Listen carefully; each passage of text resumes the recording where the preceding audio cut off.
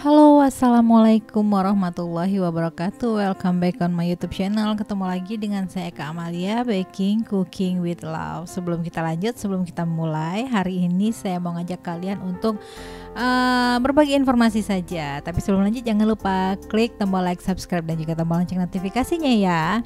Jadi informasi hari ini yang mau saya bagi ke teman-teman adalah ketiga jenis bahan kue yang sering dipertanyakan kegunaannya. Nah, ini ada 3 macam ya. Ini warnanya sama teman-teman, warnanya putih semua, tapi fungsinya beda-beda. Nah, mungkin kalian yang udah pro di dalam perbakingan udah paham banget ini ketiga bahan ini ya. Tetapi buat yang pemula banyak juga yang masih bertanya sama saya, apa bedanya ketiga bahan ini teman-teman.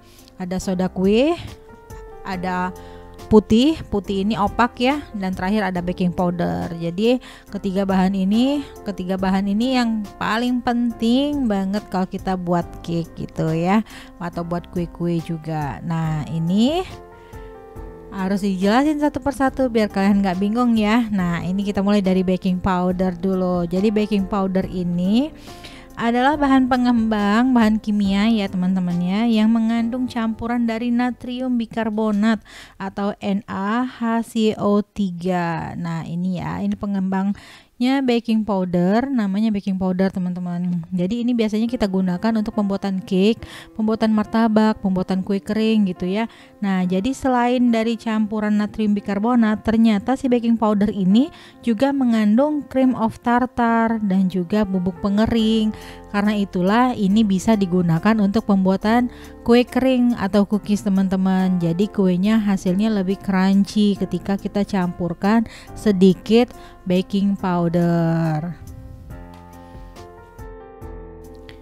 Jadi baking powder ini sendiri teman-teman ya untuk ngembangin kue. Nah, dia ada 2 jenis sekarang, baking powder yang biasa sama baking powder yang double acting.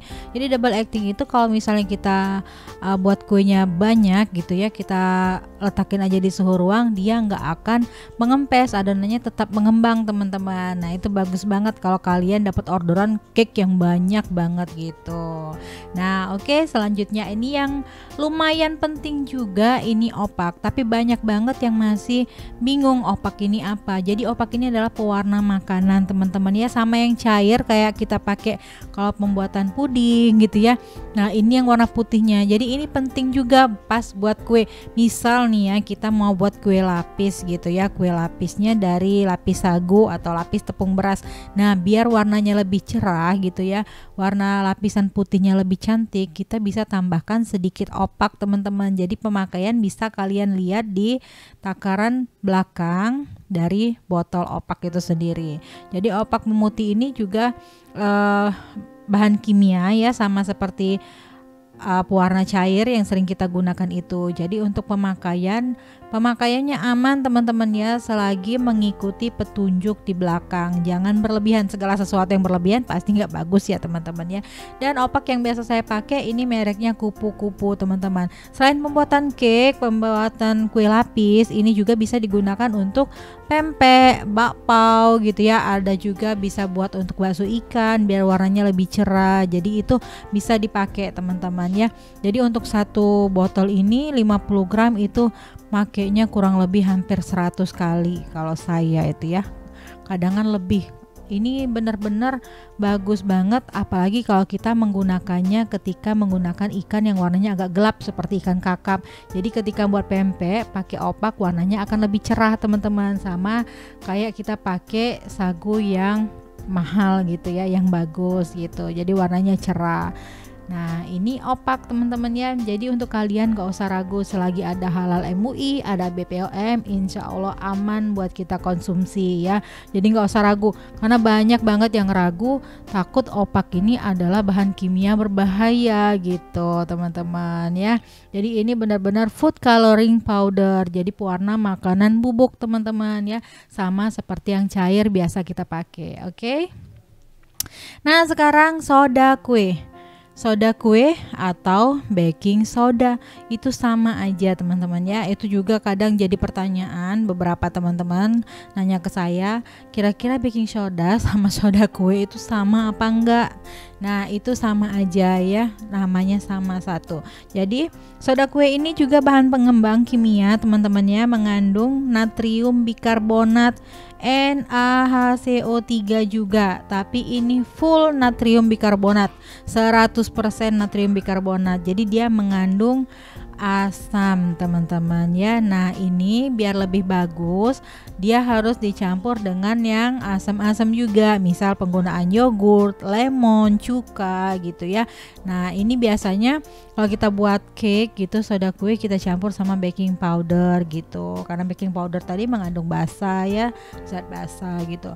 Nah jadi keduanya kita campurkan biar dia lebih bagus hasilnya. Dan penggunaan baking powder serta soda kue ini begitu kita pakai, kita campurkan, itu sebaiknya langsung dipanggang teman-teman ya, karena kalau enggak nanti cake kita akan bantet, akan turun ke bawah gitu teman-teman. Jadi ketiganya udah paham kan ya fungsinya masing-masing apa saja ketiga bahan ini. Dan yang pasti jangan salah pakai.